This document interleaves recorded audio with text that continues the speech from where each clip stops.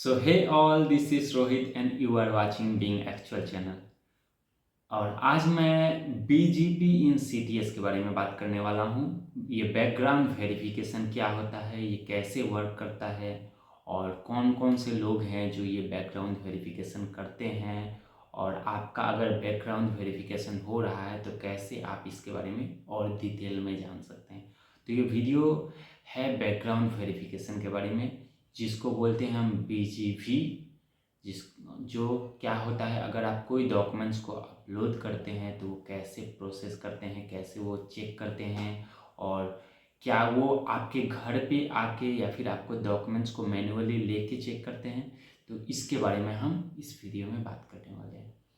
जैसे कि पहले आपको पता होगा, अगर आप कहीं भी अगर कोई स्कूल में या फिर कॉलेज में अगर आप अपना डॉक्यूमेंट्स को दिखाते हैं तो ही आपको एडमिशन मिलती है, क्योंकि वहाँ आपके डॉक्यूमेंट्स को चेक किया जाता है। ओके। पर बीइंग ए टेक्निकली कंपनी, अगर MNC कंपनी की बात किया जाए तो वो मैन्युअली आपके डॉक्यूमेंट्स को चेक अभी फ़िलहाल नहीं करती है।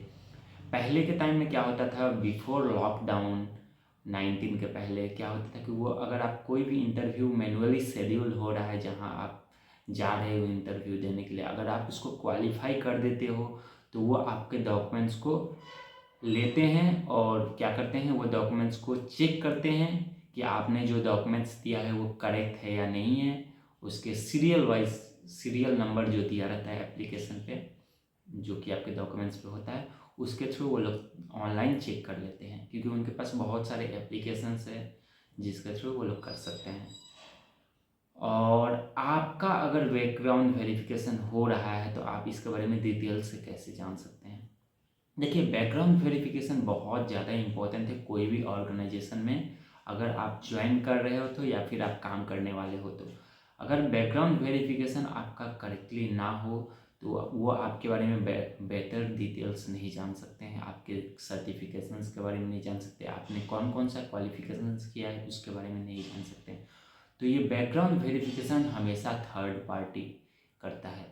जैसे कि मान लो कि अगर आपका बैकग्राउंड वेरिफिकेशन हम मुझे कराना है तो मैं किसी थर्ड पार्टी को दे दूंगा कि ये पर्सन्स है, इसने मुझे अथॉरिटी दे चुकी है या फिर दे चुका है। मतलब आपने एक लेटर ऑफ ऑथराइजेशन का एक फॉर्म है जो आपने सबमिट किया है, उसमें आपने मेंशन किया है कि आप मेरे डॉक्यूमेंट्स को चेक करा सकते हो या फिर चेक कर सकते हो, ये मेरे डॉक्यूमेंट्स है, तो आप इसको चेक करा लो।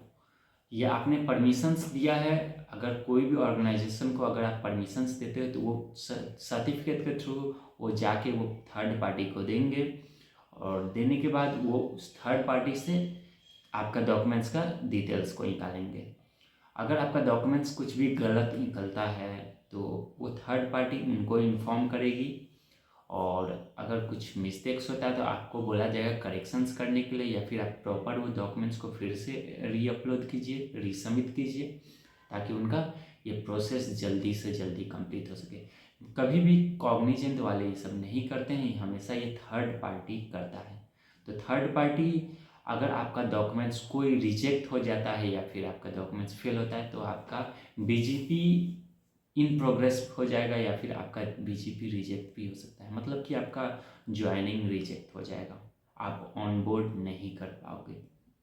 तो अगर आपका कोई भी करेक्शंस का ज़रूरत है तो आप उनको पहले से इन्फॉर्म कर दीजिए कि ये मेरे डॉक्यूमेंट्स में ये नेम मिस्टेक है या फिर ये डॉक्यूमेंट्स में ये प्रॉपर नहीं है, तो वो उसके अकॉर्डिंग आपका डॉक्यूमेंट्स को प्रोसेस करेंगे और चेक कर लेंगे करेक्टली। क्योंकि पैन कार्ड, आधार कार्ड या बहुत सारे डॉक्यूमेंट्स आप दे रहे हो तो कहीं ना कहीं कुछ मिसमैच हो सकता है। तो इसलिए बैकग्राउंड वेरिफिकेशन मोस्टली डॉक्यूमेंट्स के रिलेटेड होता है। आपके जो जो डॉक्यूमेंट्स आपने सबमिट किया है वो करेक्ट है या नहीं, या फिर आपने जो भी एड्रेस दिया है वो प्रॉपर एड्रेस है कि नहीं। ओके। तो इसके बेसिस पे आपका बैकग्राउंड वेरिफिकेशन किया जाता है, और बैकग्राउंड वेरिफिकेशन अगर फेल होता है वंस ट्वाइस तो आपका रिजेक्शन हो सकता है, और फिर आप नहीं ज्वाइन कर पाओगे वो ऑर्गेनाइजेशन।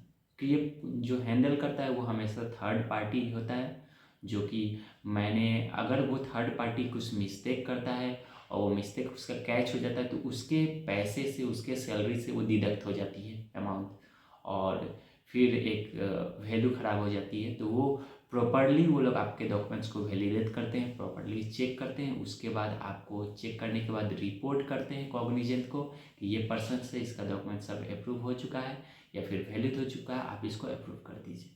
तो वो आपका डॉक्यूमेंट्स का रिपोर्ट को देखने के बाद वो उसको अप्रूव कर देते हैं। तो वैसे आपका बैकग्राउंड वेरिफिकेशन हो पाता है। और अगर वो बोलते हैं कि ये पर्सन का ये डिटेल्स नहीं है या फिर नहीं मिल पा रहा है, तो उस स्टेज में आपका दूसरे डॉक्यूमेंट्स का रिक्वेस्ट किया जाता है और फिर आपको वो डॉक्यूमेंट्स अपलोड करना होता है।